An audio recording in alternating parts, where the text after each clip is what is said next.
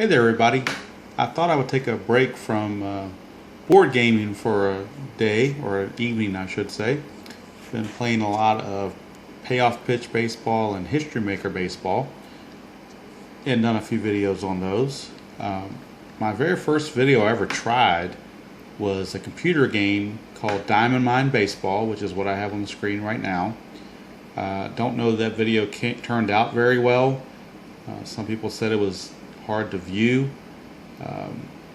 My recording equipment consists of my smartphone, so I don't have a whole lot of high-tech things to work with here, other than hopefully a steady hand, which is not always steady, and my smartphone. So anyway, I got a request on the first video from someone asking me to do another one on Diamond Mine. So I thought I would try another one and pick a more modern season, and you can't get any more modern than the last season completed, which was 2014, as the Diamond Mine 2015 season will not come out until right around Christmas time. So I decided to pick a game that I've been playing through my season. Today in the Diamond Mine world, it is June 8th of 2014. The New York Yankees are visiting the Kansas City Royals at Kauffman Stadium. And you can see that the game is all loaded up. I've got it set up where I am Joe Girardi, and I'm letting the computer be Ned Yost. James Shields is on the pitch for Kansas City. Of course, he is now in San Diego, but last year he was a stalwart for Kansas City. And he will be opposed by Hiroki Kuroda of the Yankees in the bottom of the first. But right now, the Yankees will be leading things off against James Shields. And leading off will be Brett Gardner, as you can see his photo in the bottom right there. And Brett Gardner on the year 2014 for the season, he hit 256. Right now in the replay, he is hitting 268. So he's a little bit above his average, but of course we're only into early June, so there's a long way to go to see what he would end up with once the season is over. So I'm going to go ahead and get this started, and hopefully this will turn out okay. We shall see. I'm going to try to hold the phone with my left hand and control the computer options of the game with the mouse in my right hand. Since I'm the visiting team, I'm at bat, and the only options I have to start the game is either to swing away or to bunt. Gardner is a good bunter, but I'm not going to try to bunt my way on to start the game. The other option that shows here is take the pitch. That's if I'm doing pitch by pitch mode, but I'm actually in batter mode, which means that the at bat is resolved on one pitch. 9 times out of 10. The only exception would be if it's a foul ball or something along those lines. But generically speaking, and most often, it will be resolved with just one swing of the bat. So I'll go ahead and if I get too close on this computer, I end up losing some of the screen. So this is about as close as I can get with my computer equipment and keep everything in screen. So I'm going to read what it says in case you cannot read it, and you probably can't on this phone because the writing is kind of small. But I will read as what it says. The play-by-play writers who wrote this program and the play-by-play for the program were very good, and it allows you to use your imagination, use your mind's eye, and kind of you can almost be your own, not only your own manager, but be your own announcer as well. Not out loud, obviously, as I'm doing here on a video. If I was playing this game on my own, obviously I wouldn't be saying all these things out loud, but in my mind, I'm saying it to myself and announcing the game to myself. So to get started, we'll let Brett Gardner swing away against James Shields. And it says, "Hello there, everybody. Welcome to Kauffman Stadium. Kansas City will send James Shields against New York. He's 7-4 for the year with an ERA of 3.54. And in 86 1/3 innings of work, he struck out 79 while issuing only 19 base on balls. The leadoff man is Brett Gardner, 3 home runs, 19 RBIs, is hitting .268. Gardner with a strike. The next pitch to Gardner, there's a hopper to the right side. Infante is on it, makes a short flip for the out, 4-3. So you can see the detail in the beginning. It's giving you a setup of what has happened so far in the season, what they've been doing, how they've fared to this point. So that's kind of neat to know how that's done and how that's going. You may not have been able to see it very well, but in the description, it's used the word visitors rather than Yankees, and that's by design. There is an editable field. I could go in and name the team New York Yankees rather than New York A for American League and just leave it as New York. But when I do that, and I've tried it before, the scoreboard gets kind of busy looking, so I just live with the visitors rather than Yankees. But certainly for anyone who wanted to have the team name there, you can obviously put it in there.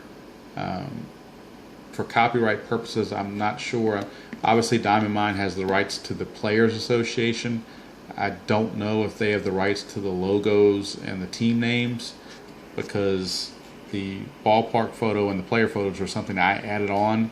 They are not part of the original game package, so I don't know all their copyright restrictions and whatnot. So that's why they say visitors. Stratomatic does something very similar where they use fake names. So instead of the Boston Red Sox, it'll be Boston Beantowners and so forth. So it's the same kind of situation here. But that's a small little thing, and like I said, if you really wanted to change it, you could edit it. So ground out to second for Gardner to start the game. And as you can see, the recently retired Derek Jeter is up. He's having trouble this year. He's only hitting .229 in 205 at-bats, and he hit .256 for the season in real life. So we'll see what Jeter can do in this at-bat. And it says New York's number 2 hitter, Derek Jeter, steps in. An average of .229, 10 stolen bases. 1-0 count. Here it comes. Low fastball rolled slowly to third base side. Here comes Moustakas.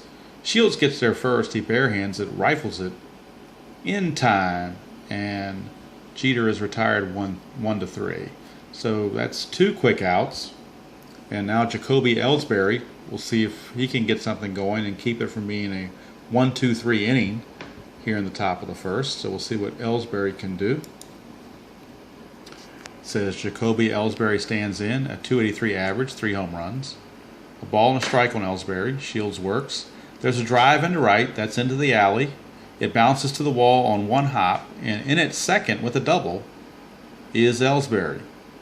So Ellsbury with a 2-out double, and I'll scroll and zoom in a little bit there. You can see him at second base there. So Ellsbury is at second base with 2 outs, and that brings up the cleanup hitter Carlos Beltran. So Beltran will see if he can get the Yankees on the board in the first inning. Here's Carlos Beltran in the number 4 spot, currently hitting .211. Here's the 1-1 pitch. Beltran jammed. Little pop-up off of first, and that ball's in the air long enough for Hosmer to hustle over and get it. So Hosmer corrals it, a foul pop-up, and that is the 3rd out. Yankees are retired. No runs, 1 hit, no errors, and 1 left. We go to the bottom of the first. It is the Yankees nothing, and the Royals coming to bat. And now you can see the scene has shifted, and the Yankees are on defense, and the Royals are on offense. Unfortunately, the color scheme did not change. That's one of the minor nitpicks I had about this game, is that it would be nice if the colors went with a team and not with just the defense or offense, but actually stayed with the team. That would look a whole lot neater, because now at a distance and at a glance, it looks like the Royals are still in the field. But again, it's a minor nitpick, and that is not editable. That is the best I can do with that. The only way to change that would be every half inning to go in and change the colors, which I could do if I really wanted to do that. There's an option screen here. I can go into colors and text, and basically I can just reverse what I did to start the game, and then real quickly here I can do that and make it so that the Yankees look like they're in the field, and the Royals look like they're at bat. So let's do that real quick. And there you have it. So now it looks like the Royals are batting and the Yankees are in the field. But as I said, that's an awful lot to do every half inning. I would want to do it. It'd get to be a pain to me, but you know, if you really wanted to go that route, you have that option. So anyway, it's Norichi Aoki leading off for the Royals against Hiroki Kuroda. So we'll see what they have in store. Now I've got the pitching options now that I'm on defense. I can challenge the hitter. I can pitch around Aoki, although I wouldn't want to do that. Certainly wouldn't want to intentional walk him to start the game. So quick 1-1 kind of, it's a shortcut, shorthand. It says you're playing normal defense and you're pitching him normally. You're not pitching around him or whatever like that. You're challenging the hitter and playing normal defense is basically what that quick 1-1 is a shorthand for. So you can either use the mouse like this, or there's a 6 there. You can use the 6 keypad, and you can see I go ahead and use the 6 keypad, and that will serve the same purpose. So here we go. Making his 13th start of the season will be Hiroki Kuroda. His record stands at 3-6 with an ERA of 4.26. Leading off, the left-handed Norichi Aoki. His average is 3.05. Kuroda gets the sign from McCann, 2-2 the count. Kuroda works to Aoki, and Kuroda pops him up on the infield. Solarte wants it, and he has it 1 away. So Solarte, the third baseman, corrals in that pop-up, and there's 1 away. Now we go to Omar Infante. He is the second batter in the lineup for the Royals. And like I said, I could do the quick 1-1, or if I wanted to go the long way, I could do challenge hitter, which takes me to a sub menu, which allows me to either play in at the corners, guard the lines, have the infield in, or normal defense. So the quick 1-1 basically is challenge the hitter and play normal defense. And you can just do that 1 click versus 2, but I did it this time in 2 just to show it. So we'll hit normal defense, and now Infante's up. He's hitting .223, 4 homers, 18 RBIs. Here's the 0-2 pitch. McCann setting up low and away, and it is low and away, and a strike 3 called. So Kuroda hit his target low and away, nailed McCann's glove right on the corner to send Infante packing back to the bench, and as White Sox announcer Hawk Harrelson would say, he'll grab some bench. So now next up is Eric Hosmer. 2 outs, base is empty. So we'll do the quick 1-1 just as a shortcut. And it says here, number 3 hitter Eric Hosmer hitting .257. Ball 1 pitch. Hosmer pulls this one in deep right field. Suzuki back. He's there. And the ball starts to slice away. He gathers it in. So Suzuki has slight trouble with that, but he was able to corral it to end the inning, 3 up, 3 down. And as you can see now, the Yankees are at bat with McCann. Shields is back to pitch, but it looks like the Yankees are still in the field and the Royals are still at bat. So I'm going to go back and put it to the default setting that I had, and put the Royals colors back on defense, and put the Yankee colors on, oops, just right here on offense. There we go, get the right coloring. All right, and I believe that's about where I want it. Maybe a little lighter. Okay, right there. All right, so now we're back to the Royals in the field and the Yankees at bat. Starting the second inning, Brian McCann is up. I'm only going to play this inning, and then I'll pause the video, fast forward a little bit, and pick up the game toward the end, because otherwise it would be an hour-long video. So here's Brian McCann, and he will lead things off against Shields. It says stepping in now is Brian McCann. His average is only at 192. 2-2 pitch on the way. Grounded hard between short and third. Escobar slides right and has it, throws across in time for out number 1. And in my mind's eye, I can picture Alcides Escobar making the sliding play to his right on a knee, and since McCann runs very slowly, he was able to throw over in time for the out. Next up is Solarte. Now, he's in a San Diego photo because he was traded to the Padres mid-season as part of the Chase Headley trade. So I believe it was the Chase Headley trade. So that's why he's in the San Diego outfit. There's really, unless you really want to go to some great lengths, there's really only one photo for each player because of the ID number that they have. So kind of just have to live with that. And there's trays involved. But anyway, minor inconvenience. So Solarte is up, and he'll be facing Shields. He's hitting .222 with 7 home runs on the season. Here's the pitch, grounded wide of first through the hole into right field for a base hit. So Solarte is on, and there he is right there. Okay, and Ichiro is up next. Now, we've got some options here. So Ichiro works the bat pretty well, so I'm going to try a hit and run. I'm going to see what he can do with a hit and run. So I'm going to try a hit and run and see what happens. Okay, Ichiro Suzuki stands in. .243 versus right-handed pitching. Not much of a release for Solarte. Here's the delivery. Solarte's on the move. High fly ball at the left. Gordon takes a few steps to his right and takes it 2 down. And Solarte scampers back to first base. So the hit and run didn't work. Ichiro hit a weak fly to left, and Solarte had to hustle back to first. Now that brings up Brian Roberts with 2 outs, and we'll see what Roberts can do. Now batting, second baseman Brian Roberts, struggling at .210. Shields to the set, 1-0 pitch. Easy grounder to second, Infante with it. Short throw to first, and that's that. So Yankees down in the second with no runs, so we go to the bottom of the second, still no score. Kuroda back on the mound. I'm not going to change the color scheme again. I'm just going to leave it as is. And Billy Butler, who is now with the A's, but was the designated hitter for the Royals last year. He is up, so he'll start the inning, and we'll see what happens. Designated hitter Billy Butler with a .280 average. Here's the 0-1 pitch. Kuroda comes to the plate. Butler lines it to right center. Ellsbury with a good jump on the ball, and he gets there in plenty of time.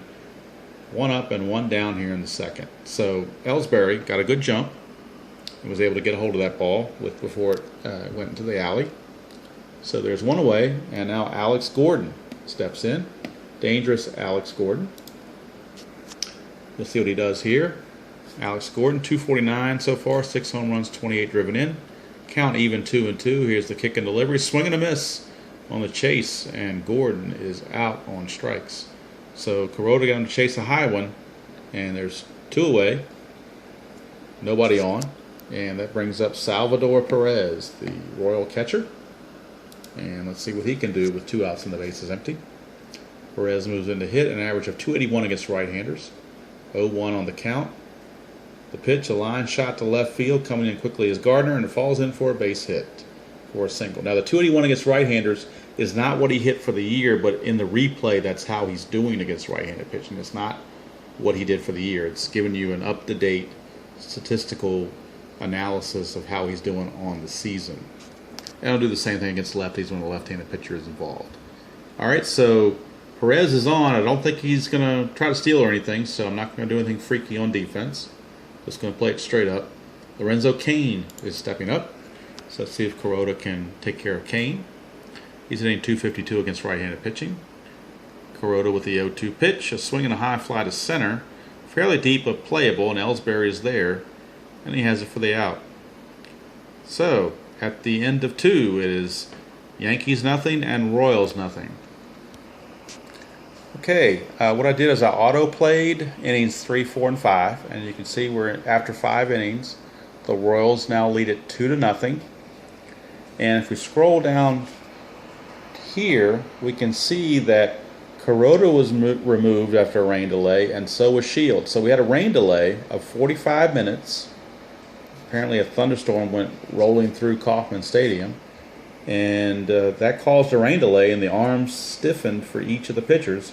So now the bullpen is in, and if we want to find out how the Royals got their 2 runs in the 5th, we can go to the game log, and the game log, scroll down to the 5th inning. Bottom of the 5th, we see that Perez lined a double down the third base line. Cain grounded to short.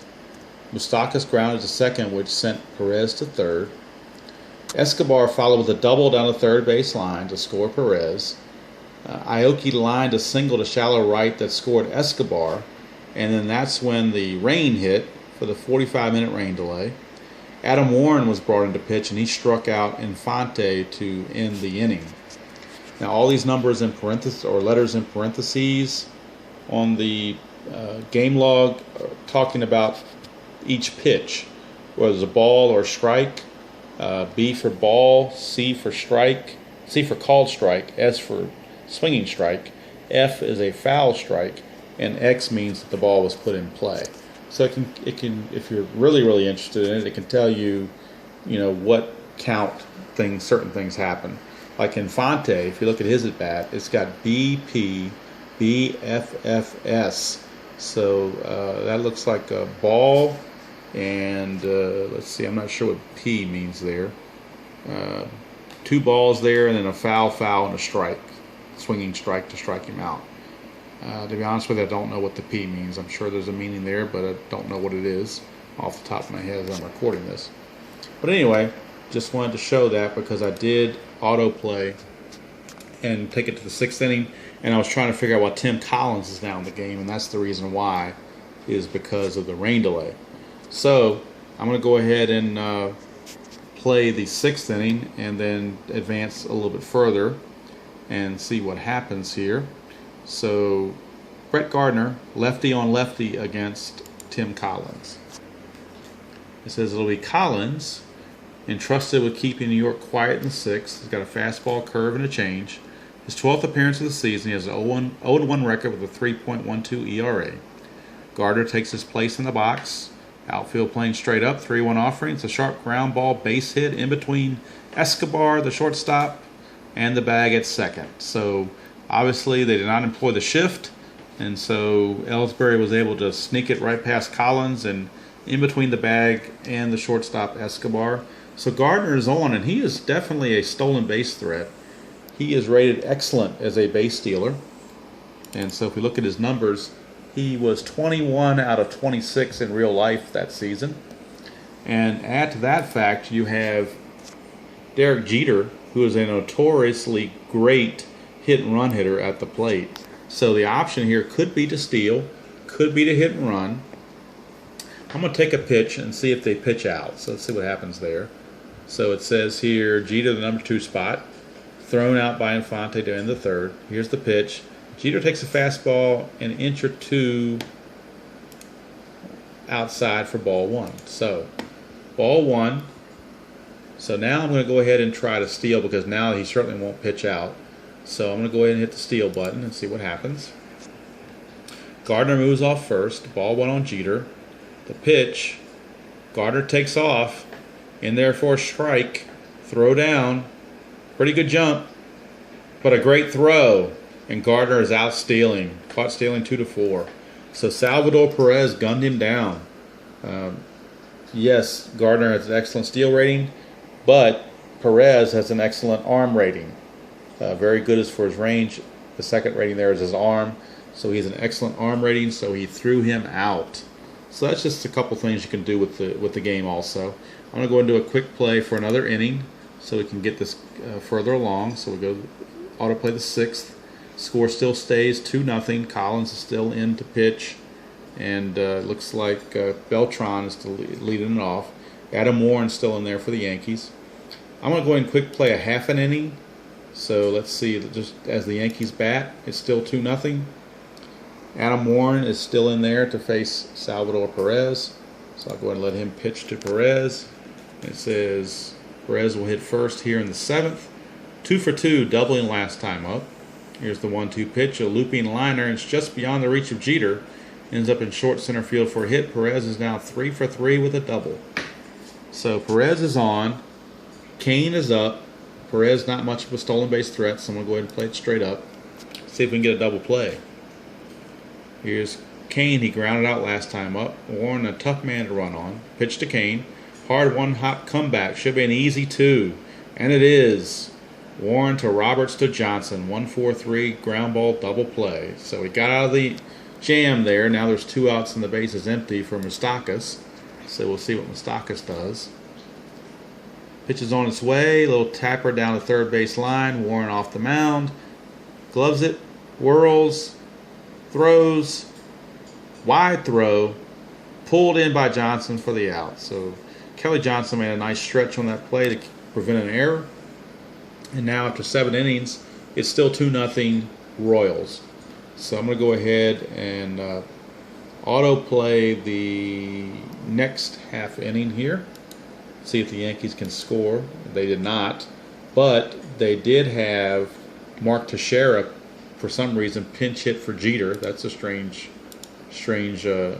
occurrence, but Jeter did have a down year, and Teixeira is on the bench, and they wanted some offense, I suppose.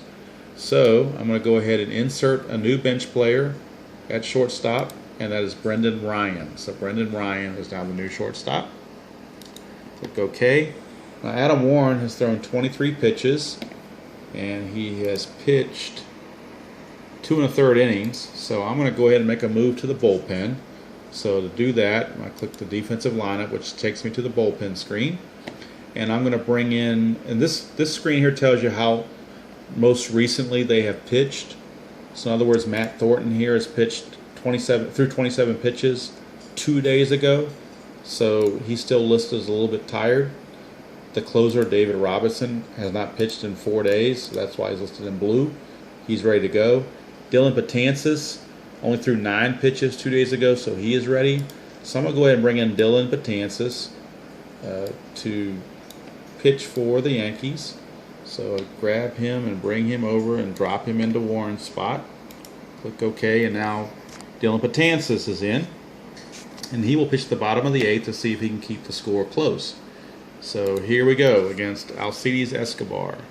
This is now taking the ball for New York. Dylan Betances, his 27th appearance of the year. 2-1 record with a 0.54 ERA and 4 games saved. Right-hander Escobar stands in. He knocked in Perez with a double last time up. Here's the 1-2 pitch. It's softly into center. Sprinting back is Roberts. And he gets there on a pop-up. 1 down. That'll bring up Aoki, the right fielder, as we're back at the top of the order. So Aoki is up. 1 hit so far today. Here's the 1-2 pitch from Betances. Ground ball off to the left side. Ryan stayed down on that ball, and he throws Aoki out. So 2 down. And that brings up Omar Infante. And Betances has a chance to go 1-2-3 here. Infante, 2-2 pitch. Struck him out swinging. Strike 3 on a big breaking ball was more than a wrinkle. So sometimes they add a little, few more extra adjectives in the play-by-play to give you some more description and try to be a little more creative. So the Yankees get out of that in the 8th, and now we're down to the 9th. And as you can see, the computer now has brought in Greg Holland. I think he actually came in last inning. He did. He came in for the 3rd out of the 8th inning, so he's trying for a 4-out save. And the Yankees will have Ellsbury, Beltran, and McCann as the 3 hitters in the lineup. They do have Alfonso Soriano on the bench. So Solarte is scheduled to hit 4th, so we could see a pinch hitter for Solarte if he gets that far. But first off, Jacoby Ellsbury to start the 9th. Struck out his last time up. 2-2 pitch forthcoming. Ellsbury misses the pitch that bounces, is trapped by Perez, and he tags Ellsbury for the strikeout. So Ellsbury down strikes. Yankees down to the last 2 outs. Here's Carlos Beltran. Beltran ready to go. 2-1 pitch to the shortstop. Escobar will take it to first, 2 away. So Holland quickly 2 up, 2 down, and it's up to Brian McCann to keep things going. Let's see if Brian McCann can do it. Here's the pitch. He's hitless so far today. Outfield pretty much straight away. Pitch is on its way. Line drive, base hit into right field, and McCann is on. So a 2-out single by McCann keeps the game going. And now the Royals, for some strange reason, have brought in Francisco Bueno to try to close the game. That's an odd thing to do there. But I don't know the history on Holland, how many pitches he has thrown and so forth. Still a strange option, but so be it. And as we can see, Solarte is up to bat. I'm not going to let Solarte bat. I'm bringing in Alfonso Soriano. So I go to batting lineup. Click on Soriano. Do a right click and hit pinch hit. And Now Soriano is at bat. So Soriano is a tying run, and he steps in against Bueno. Bueno to pitch for Kansas City, his 5th appearance of the year. He has an 0-2 record.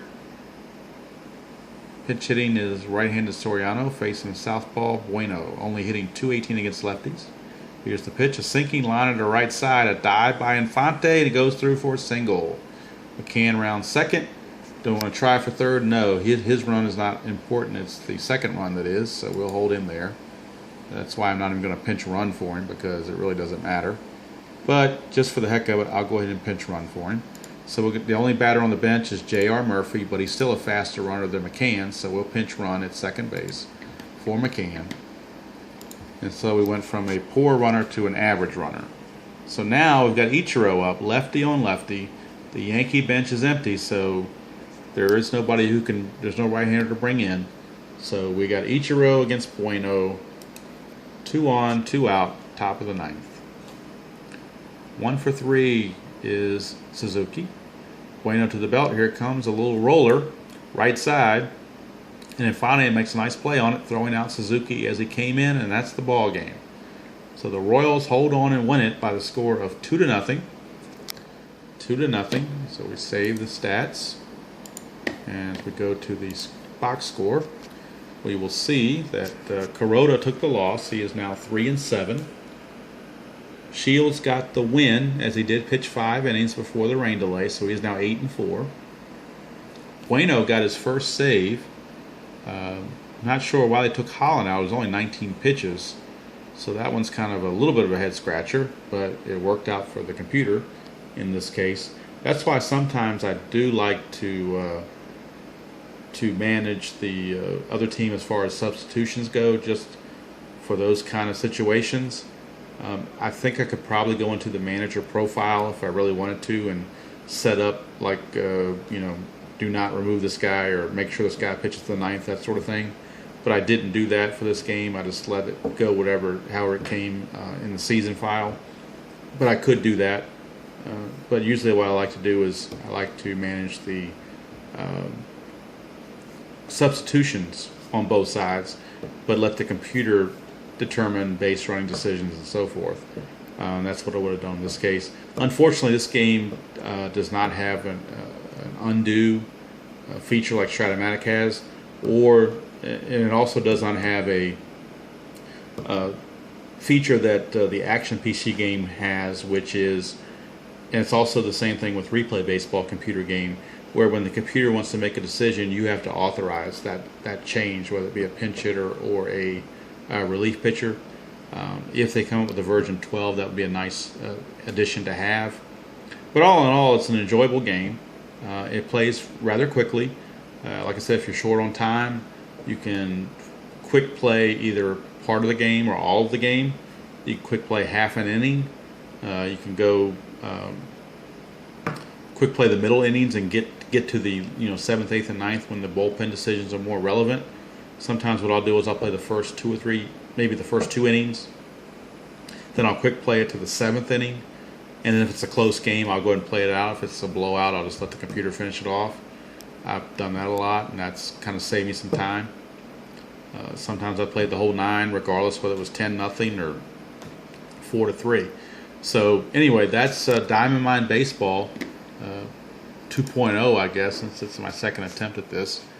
Like I said, my computer equipment, I apologize, is not high-tech by any means. I probably have the lowest grade equipment of anybody on YouTube, but hopefully these videos are more informative and not for style, but for substance as to what's involved. And hopefully that for anyone who was curious about the game, this gave you a little inside look at it and a preview of it.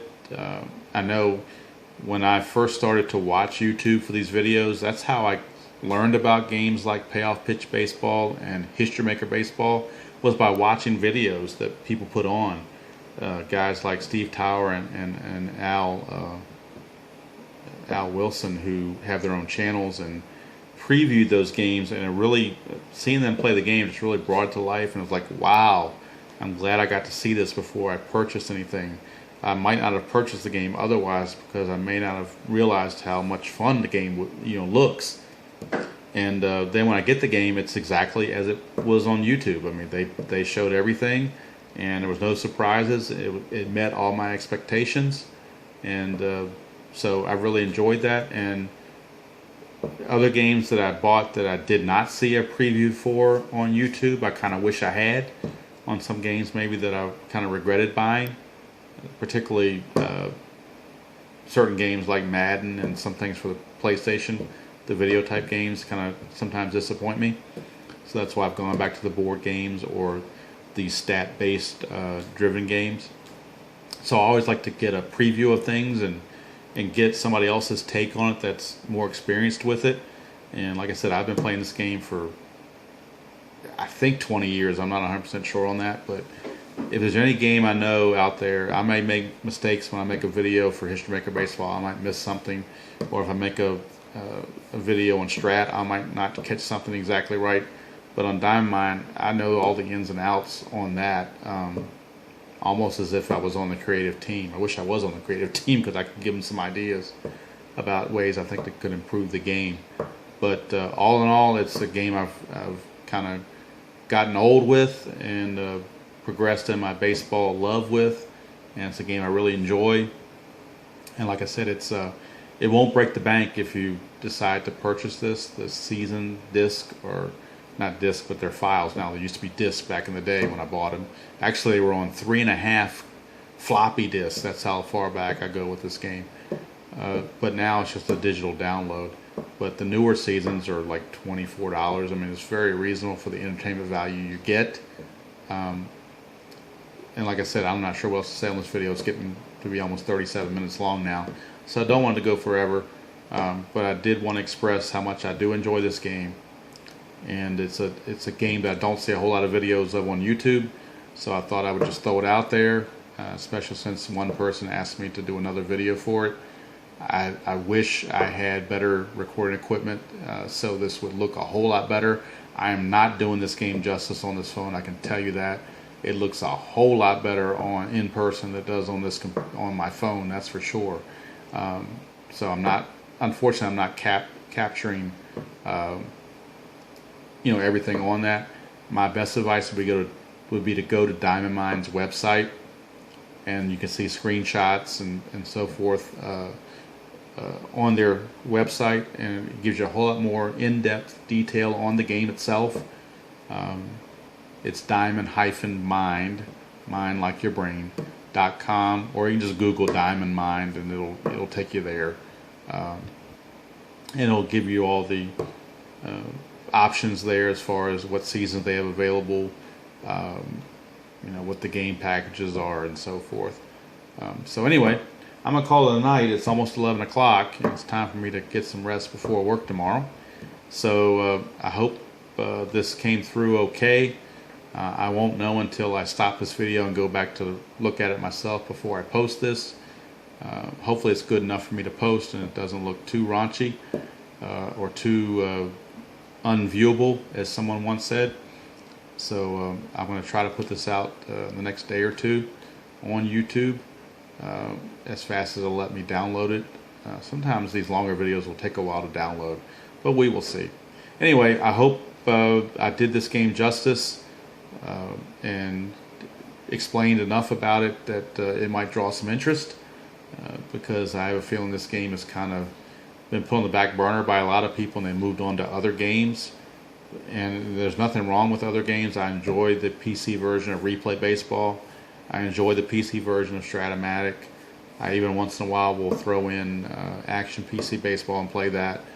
But this is like an old friend, like a comfortable baseball glove that fits good on your hand. Is the best analogy I can use for this game. I always come back to this game and have a good time, and it can be as spruced up as you want it to be, or as basic as you want it to be. Anyway, it's getting late, and it's time for me to head to bed. And I hope everybody has a great evening, and hope everybody had a great Labor Day weekend. I know football season is kicking in full gear, but don't forget about baseball. It's still my favorite sport. And being here in Virginia, we're close to the Nationals, so we get them on TV a lot. And I just got a note on my phone as I was recording this that the Nationals somehow managed to blow a lead. I believe they had a 7-1 lead that is now gone. I'll have to go back and double check that. I was watching the game, and Jordan Zimmerman was mowing them down. They had a 3-1 lead, 2 outs in the top of the 6th with a runner at third. And Jordan Zimmerman had just struck out Yoenis Cespedes, and he had just hit 100 pitches. And for some reason, Matt Williams went in and removed him from the game, which really baffled me because 100 pitches is not that much. His adrenaline was pumping. You could tell he was pumped up with the crowd, and it looked like he was not very happy to be removed from that game. So once again, Matt Williams getting scrutiny, at least from me, I'm sure other fans as well, about his handling of his pitching staff. I personally think the Nationals will not do anything as long as they have Rizzo as GM and as long as they have Williams as manager. They need to really clean out that regime because as they did nothing to improve their team, the Mets added Cespedes, they added Tyler Clippard, they added Juan Uribe, they added Kelly Johnson, and they just shored up that team. And all the Nationals did was get Jonathan Papelbon, which was a dumb move to begin with because they already had Drew Storen closing games and he was doing very well. Now they've screwed up Storen's psyche as an 8th inning guy. He's struggling now, and they're not even getting to Papelbon anymore. They're not even having leads to get to Papelbon. I'm sure they're going to lose this game tonight. They'll be 6 games back. They can forget it. Stick the fork in them. They're done. Wait till next year. The Mets own them. It's all over. Forget about it. Nats fans out there, I'm sorry. Just accept reality and move on. The Mets are going to win the East, no problem. They will probably win this thing by 10 games because the Nats are they're done. I mean, they stick the fork in them. They're thinking about the offseason by now. They've got Jason Worthless. They're paying him who knows how much money to play. And he's old and rickety. It reminds me of the George Allen Washington Redskins back in the 70s where they just hung these old players, tried to ride the old veterans, and you really need youth and energy in that team to get them going. And other than Bryce Harper, they really didn't have that this year. So they're done. Wait till 2016 and see what kind of team you have. But right now, it's all Mets in the NL East. Forget about it. It's all over.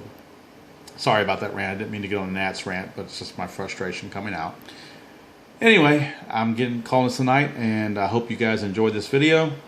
And I will try to get back to some History Maker baseball down the road.